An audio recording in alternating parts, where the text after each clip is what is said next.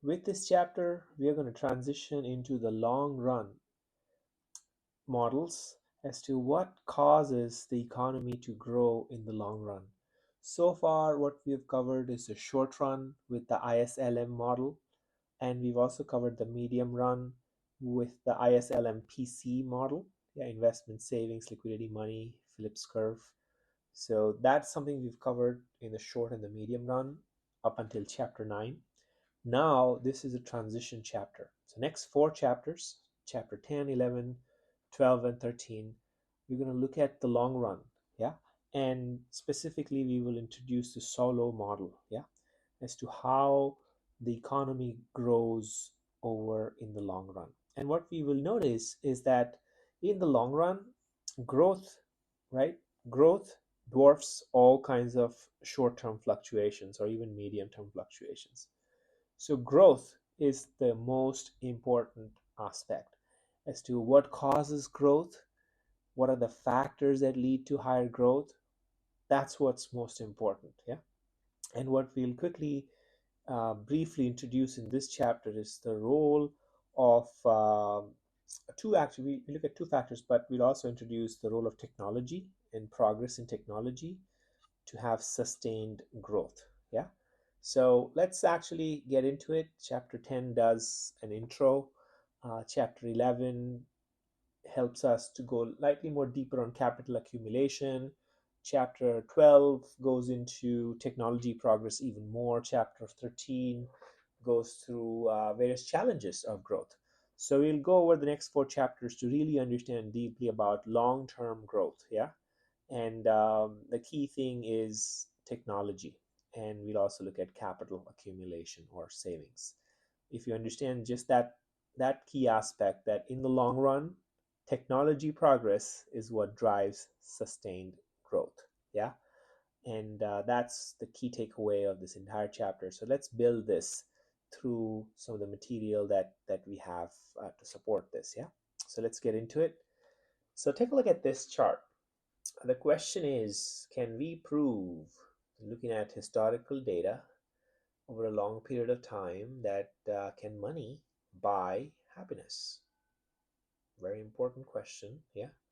And look at the data that we're looking at. There are so many of these countries, and we're looking at data across on a 10-point scale, which on y-axis measures life satisfaction.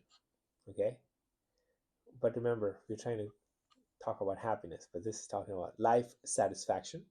So that's 1 point. And x-axis is GDP per person, output. And look at this as well. This is log scale. Yeah. So this is the difference between this is 8,000, but the difference between this is the same amount as 16,000. So it's log scale. Yeah. It's not linear. It's log scale. So what do we conclude from here? Take a look, digest this a little, tell me what you see. This is the data that's been collected over a long period of time, and we see also that there is this dot for every country, but then there's this line.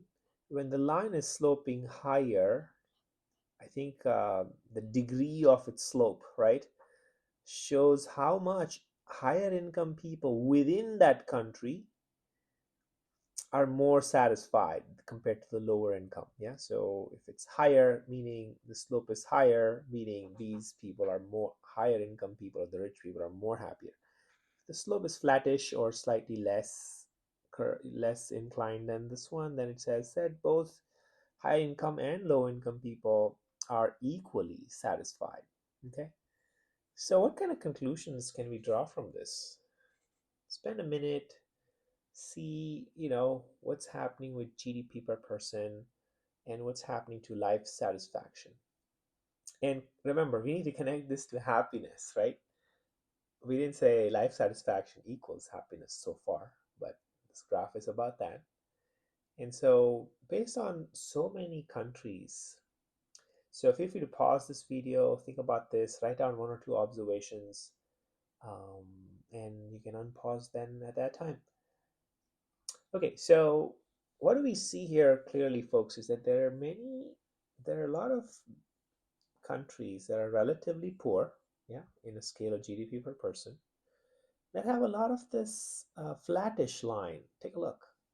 They're not, but look, as it goes higher and higher, the curve goes up, and the line, if I were to fit a regression line, it would be something like this, yeah. And so the curve or the angle is going up, up, and up, and up, yeah. So you start to see that it's hard to point a flat line here, yeah, in richer countries. Meaning, in richer countries, those people who are rich are much more happy compared to those people who are not that rich, yeah. And their satisfaction is also higher, yeah. So again, we are equating satisfaction to happiness, but the book covers really two aspects of happiness. One is the emotional satisfaction or emotional well-being, um, and life satisfaction is two aspects of happiness. And what they conclude is pretty interesting, which is when you look within the country, yeah, within the country, which is this this line across this this dot. If you look within the country, happiness appears to be strongly correlated with income. Yeah, rich. If you see these are all points that have a um, higher placement in this 10-point scale compared to this. These are comparatively much lower. So there is a correlation here in terms of richer countries. You don't see a data point here, yeah, meaning these richer countries consistently more happier than the poor country in terms of one aspect of happiness, which is life satisfaction, yeah. But we also see that this richer countries have emotional happiness or emotional well-being um, governed by this Easterlin's paradox. What is that? It basically says once your basic needs are satisfied, a higher income per person does not increase happiness, especially if you look at it from the angle of emotional well-being.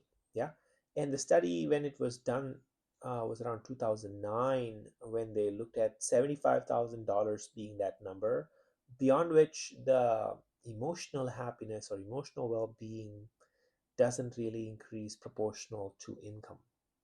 But what it does show also is that the well-being, the emotional well-being, and the happiness increases by the level of income relative to others.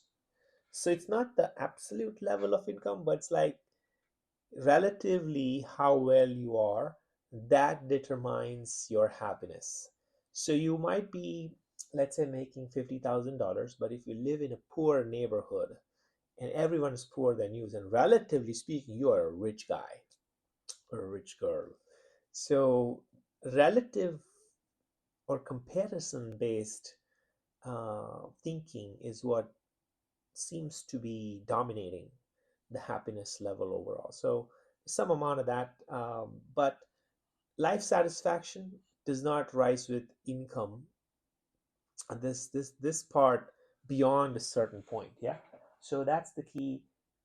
If beyond $75,000, you do not see um, you do not see emotional well-being rising, but life satisfaction does rise, as we see. It goes up.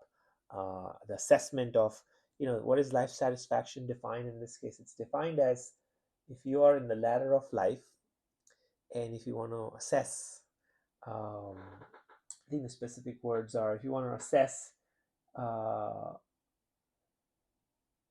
let's suppose that the top of the ladder represents the best possible life that you could have, which is 10 points, and the bottom, worst possible life for you. So that's what life satisfaction is defined as in this. And then people are asked this question, they have to answer where they stand. Yeah.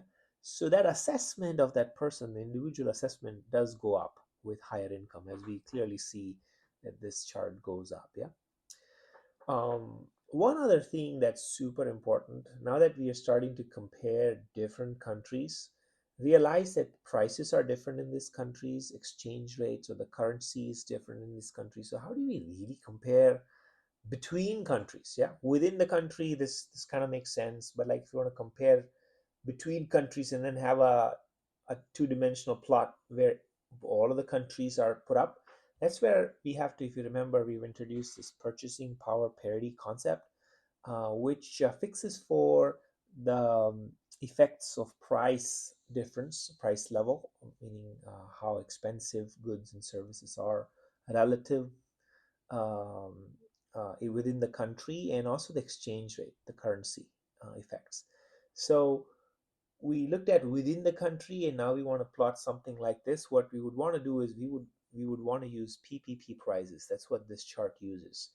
So let's take an example to really understand. Now that we understand with definite yes that money does buy happiness, and again, depending on two definitions of happiness, there's some amount of decreasing utility of money beyond certain point when it comes to emotional well-being, but there's certainly a very high correlation between higher the income or GDP per person, you would see higher the satisfaction, where they self-assess that it's a good life.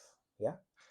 So now remember, these all use PPP prices. So let's take an example of what is PPP, purchasing power parity, versus some nominal exchange rate. Yeah, because we'd want to compare apples to apples when we plot something like this. We'd want to make sure that comparing different countries, different currency, and different price levels, that we compare them effectively. I think it's called the international uh, dollar uh, value, but we look at that from a PPP standpoint. So these two people are in the news quite a bit. So I'm going to take two countries, let's say United States and Russia, and we want to find out, like, if Donald Trump were to uh, enjoy the goods in Russia, how much would he have to shell out in dollar terms? Similarly, if Putin were to come to Russia, to United States, and then enjoy the same level of goods and services in the United States, how much would they have to shell out in some way? So that's the intuition roughly behind this. But let's look at it from a specific example. Yeah. So imagine the only two items, car and food. These are the only two items in the economy, hypothetical economy for United States and Russia. People spend on only two things, car and food. If we can understand the intuition behind two items, then we can add thousands of items. Yeah.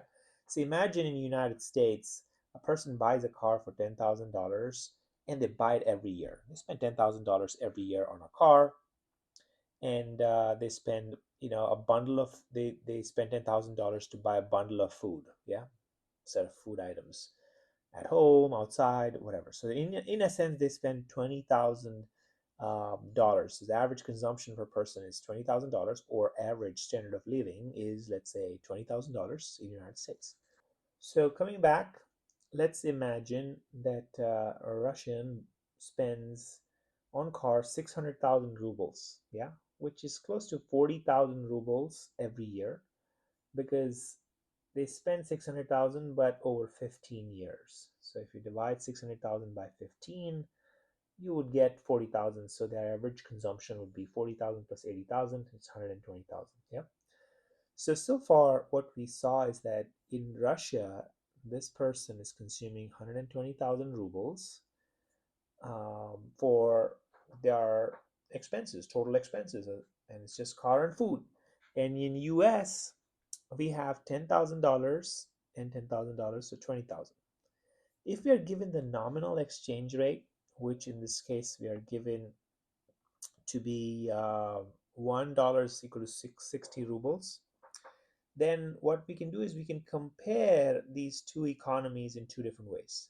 We can compare the standard of living in these two economies, or consumption per person in these two economies, in two ways. One, dollar nominal exchange rate terms, and second, dollar from a purchasing power parity standpoint.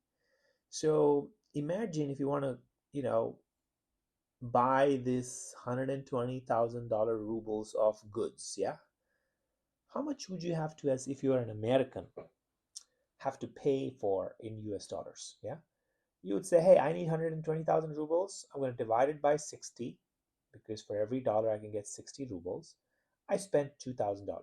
So that is nominal exchange rate. As um, Russian consumption per person in dollar terms, yeah, meaning if you are a Donald Trump trying to consume 120,000 rubles worth of goods and services, you would pay $2,000 and exchange that for 120,000 rubles, and you can get the same lifestyle. Yeah. So Russian consumption per person in dollar nominal terms is $2,000. Yeah.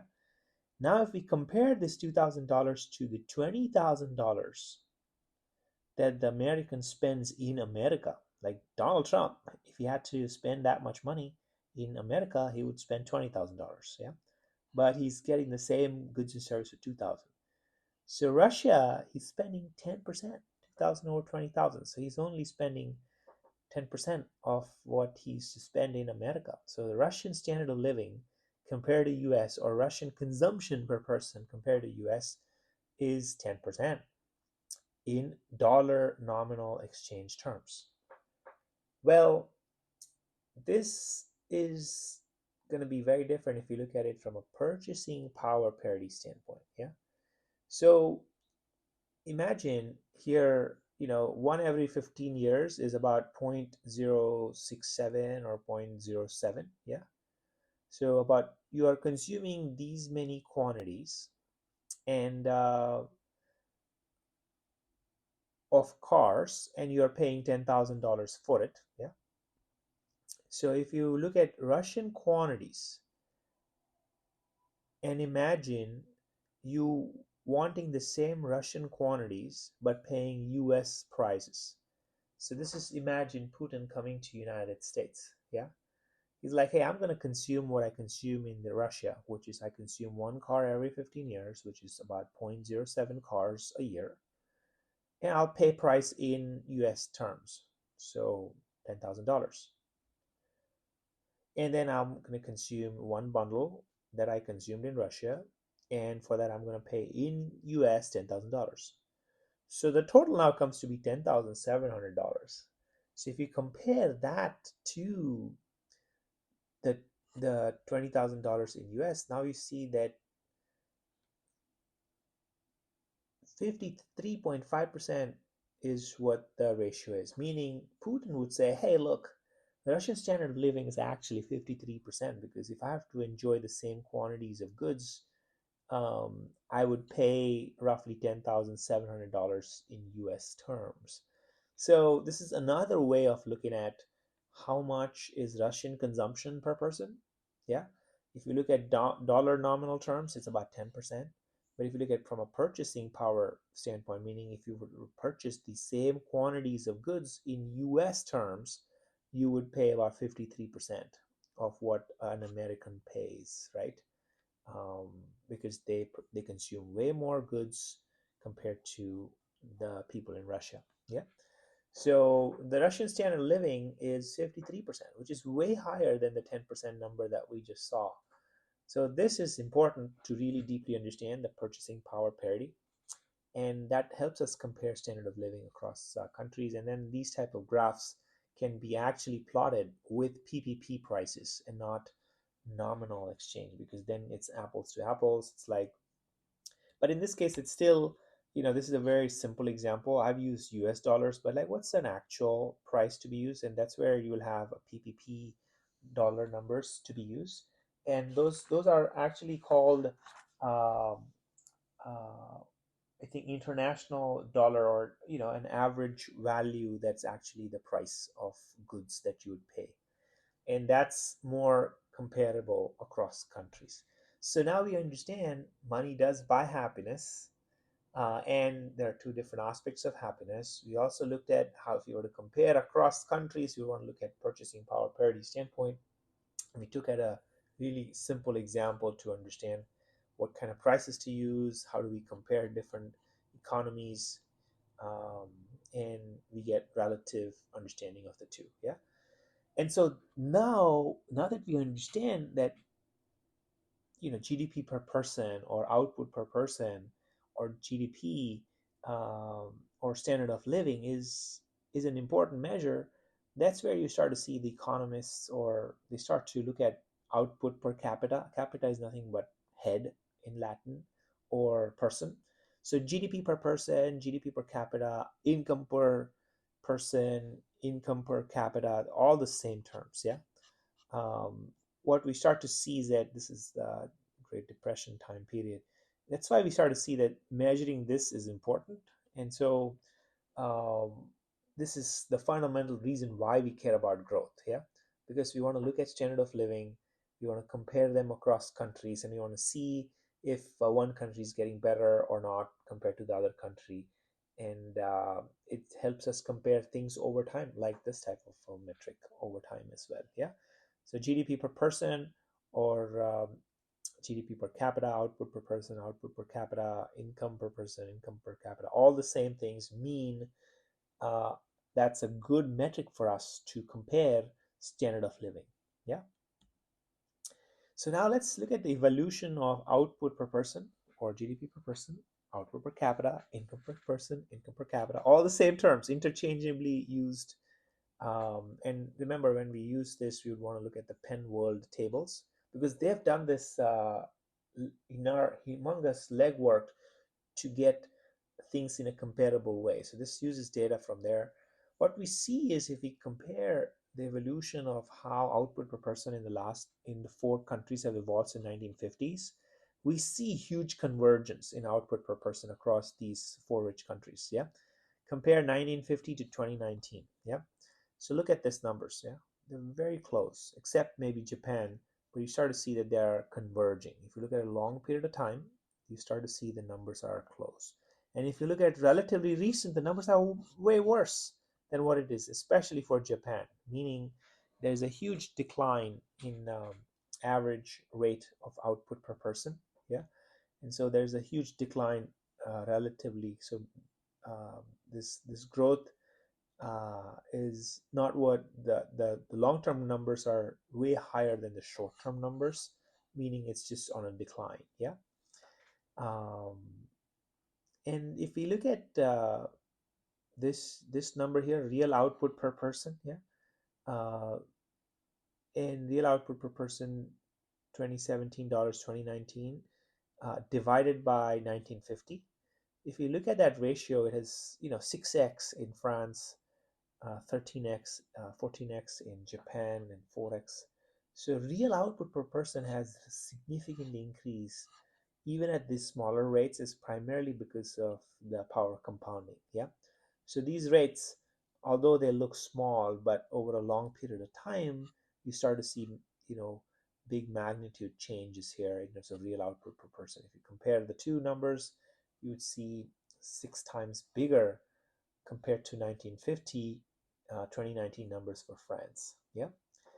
So we see convergence, we see a decline recently, and we also see compounding effect of growth over a long period of time. And if we look at all of these rich countries, the OECD countries, we also see some patterns here. What is the pattern that we see? Primarily, those countries which have lower levels of output per person, uh, here on the left hand side, they also grow much faster. Yes, if you look at all of these, they grow at a much faster rate. And as GDP per person or output per person increases, the growth starts to slow down. Yeah. So that's another, you can start to see, if you were to draw a regression line here, you would see a line that goes like this. Yeah. Downwards to the right. So that's what we see in the rich countries over time. But that trend falls apart for, if you look at the poor countries in Africa, and if we ignore the four tigers, which are Singapore, Taiwan, Hong Kong, and South Korea, which are these squares here, you would, if you were to ignore these OECD countries, which are negative trend, you would start to see that even if you're poor, even when you're poor, actually, you could have higher growth rates and lower growth rates. Yeah. So that convergence is true for OECD, and at best for um, the four tigers countries, but there's a lot of countries with lower output GDP per person and at a lower growth rate still in Africa. Yeah. So it's important to know where the clear relationship applies and where it doesn't apply. Yeah. So that's the key takeaway here.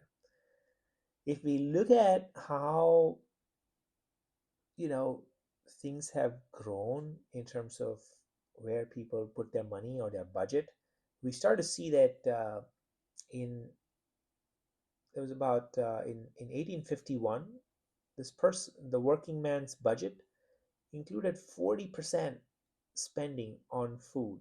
Yeah, with these specific items, you can count them. Yeah, less than 20 items, less than 15 items, 40% of their budget. That's massive. And if you compare that to today, if you look at the CPI index, the contribution of food is less than 15%. So huge, huge reduction. Yeah. And also, if you notice, from 1851 to now, there's so much variety and so much increase in, if I were to just list down all of the things I go to my grocery store to buy, I would have, I would need like several slides. Yeah.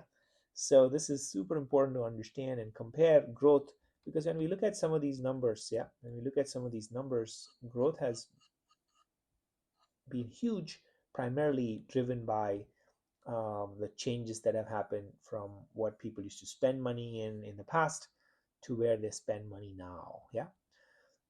So then the question is, where is this growth coming from? And how is it that we only spend 15% now? And where do we spend the money now? And we have like hundreds of items to spend on. So that's the key thing that we want to leave and end this chapter with, which is what are the two factors of growth? Yeah. And increasing output per person and also increasing the rate of growth. So to recap, output is a function of capital and labor. Yeah, you've seen that. We can also rewrite this by divide this by n. So output per person or output per worker in this case would be a function of capital per worker comma 1. Yeah. In a sense, output per worker is a function of capital per worker. Yeah. Um, so here, if we were to draw this line, we would get a curve like this. So K by N, capital per worker, and output per worker, Y by N. You would start to see that you can draw a line that looks like this. Yeah. And what we see here is that this line has a decreasing returns to scale, meaning you'd have to put more and more capital to get the same magnitude increase in output per worker, meaning it's not sustainable. At some point, it becomes flat, meaning you have to have infinite number, and even then, it will not go up with the same level. Yeah. So what we see here is that capital accumulation, which is K, um, that's available for every worker. So where do we get capital from? Remember, uh, there's savings. Part of those savings are put in investments, depending on uh, what that savings and investment situation looks like for that country. So that leads to capital. Those investments lead to capital. But what it gets us is, if you have higher capital, let's say from B to C, you would have higher capital at C compared to B, you would get a different growth level. You would move from B dash to C dash. Yeah. So you moved up to a different growth level. But all of these black dots are steady state in that sense. If you're here at this level of capital per worker, you would be at B dash. If you're here, you would be at C dash and so on. So we clearly now understand, if we increase saving, increase investment leads to increase in capital that's available, better machines, better factories, better high technology software, then those workers will be more productive, and then they'll reach to a new equilibrium. Yeah. The second thing, so that is basically Kn. We looked at Kn. But there's this other part, which is output per worker is dependent on this function. and it's dependent on K by N, or capital per labor. But what is this function? What if we could change this function? And that's exactly what we can do. We can go from f of K by N comma 1 to f of K by N comma 1 dash. So this is a different function, yeah, f dash, and this is f. If we increase the function completely, that's another way to say, hey, I'm going to keep my out capital per labor same, but I'm going to improve the technology. I'm going to give them better machines. I'm going to keep um, I'm going to have an improvement in the technology, or by that I mean better processes, or better management, or better tools, better political situation, better feeling of safety in the country. There's so many things that come that help you with technology progress, that are needed for technology progress. Yeah. So in a sense, this is moving along the curve. Yeah. These black dots are moving along the curve, meaning the level is going up. Here, the rate is going up, meaning the growth trajectory has gone up for the same capital per and that's what we call technology progress. When we change the function, imagine you being able to produce better quality, better goods, and the function goes up. Yeah, you change the function itself and go from f to f dash. Then all of a sudden you have a shift in the curve up. Yeah, and that is what leads to sustained growth rate. This is improving growth level. This is increasing growth rate. So if you want to keep increasing the growth, you could imagine you can't keep adding more and more capital because this diminishing returns to scale. But if you can keep increasing your curves higher and higher and higher, you would start to see higher and higher growth. And one way to look at this is look at the slope here. The slope of this line is one proxy of growth at this level. And this slope of this line is much higher, slightly higher than this one. And so this is at a higher trajectory than this one. Yeah, maybe a degree or two, but you can start to see that it's at a higher level than this one. Yeah. So, and you start to see decreasing returns to scale. And in a sense, technology progress, as I mentioned, is efficiency in production, quality, organization, management quality. There's so much that's needed, better laws, enforcement of laws, to actually get to technology progress as well, so that you can have better output that you can generate. Yeah. So those are the two sources of growth. Also wanted to show you with one more example. The level has gone up in this case, depending on the savings rate increase from 0.3 to 0.4. And we start to see that the level has gone up, but it's steady state, meaning it's not going to change at this point. Yeah. So the level goes up as savings go up, investments go up, capital accumulation go up. But as technology improves, that's where the growth rate goes up, and it can keep going up as technology goes up. So growth rate can be sustained at a higher level. Yeah. And remember, this point, this red line is the depreciation. So at this point, what you have is you have higher amount of capital than the depreciation capital. And so you start to see that convergence happens here. But if you have a country which suddenly starts to increase savings, and savings rate went from 0.3 to 0.4, then they'll reach a new stable equilibrium and just stay there. Yeah. So this shows you one other way of how growth happens. The key takeaway here is that the slope of these two lines is the same, meaning they're not growing any different at this steady state. Whereas it was different when there was technology growth in the previous slide. Yeah. All right, it's a fun cartoon. Rome is declining, but I expect it to pick it up next quarter. Yeah. So again, to close, if you remember that one thing, which is in the long run, what's important is growth and technology and savings. Savings rate improves the growth level. Improved savings rate improves the growth level, and improvement in technology or technological progress improves the savings rate to a different trajectory. The curve shifts up. Yeah. All right. I'll see you all in the next chapter, and we will continue the long run story in chapter 11. Thank you.